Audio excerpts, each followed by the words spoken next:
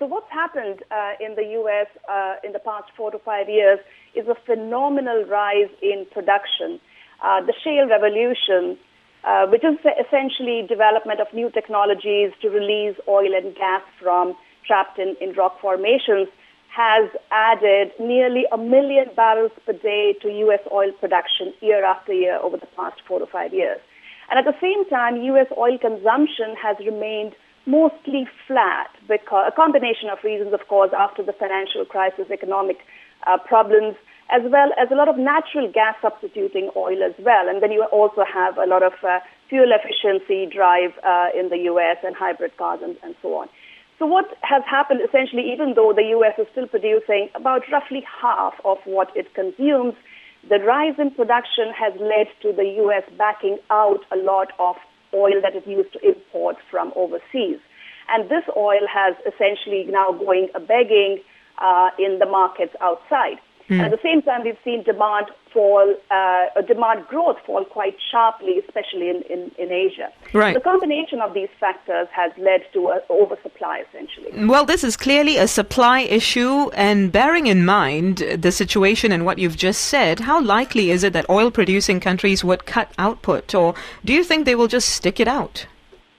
You know, OPEC's decision in November to not do anything with its production levels, despite, interestingly, OPEC expects the call on its oil, the demand for its oil, at nearly 1 million barrels per day less than what it is actually targeting to produce. Despite that, they decided to stick it out because they essentially want the oil producers in the U.S. to blink.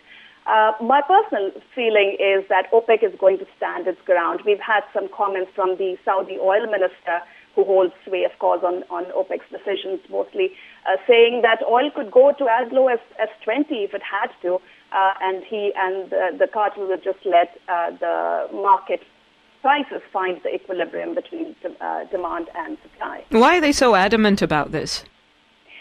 I think it's a recognition, essentially, that the phenomenon, the rise in U.S. production is now outside OPEC's hands. For the longest time in OPEC's history, production, they could tweak production, reduce or increase it in response to prices, because it was mostly coming from the excess was coming from them. But now it's outside their hands. They don't want to reduce their own production just to have the U.S., which is competitive suppliers, right, to have the U.S. Get the benefit of the high prices. So do you think the U.S. will blink in this situation? The market is watching very closely for signs of a cutback in the U.S. shale or tight oil production. So far, we've seen a lot of the small independent oil companies which produce this oil in the U.S. announce a lot of reduction in their exploratory spending, the spending essentially to produce the oil tomorrow, 5 to 10 years down the line. But that has not actually translated into any reduction in the current output. So that's one of the reasons the market is quite bearish. So do you think oil prices could touch the $40 a barrel mark anytime soon? There's no reason that it can't slip to that because there is no supply side response happening. There is no cutbacks happening. So it could certainly test those levels before it finds the equilibrium. And of course, lower oil prices are good news. That's all good news for consumers. But will it lead to fears of deflation for policymakers?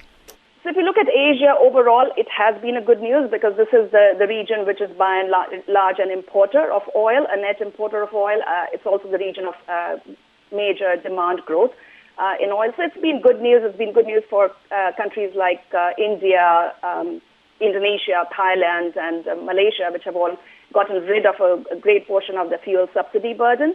It has added, it could add to the deflationary pressures, certainly in Japan, and it could add, though it's not a major reason, it could add to deflationary pressures in Europe as well, for sure. Thank you very much, Vandana. Vandana Hari, Asia Editorial Director at Platts. Thanks for joining us on The Bottom Line.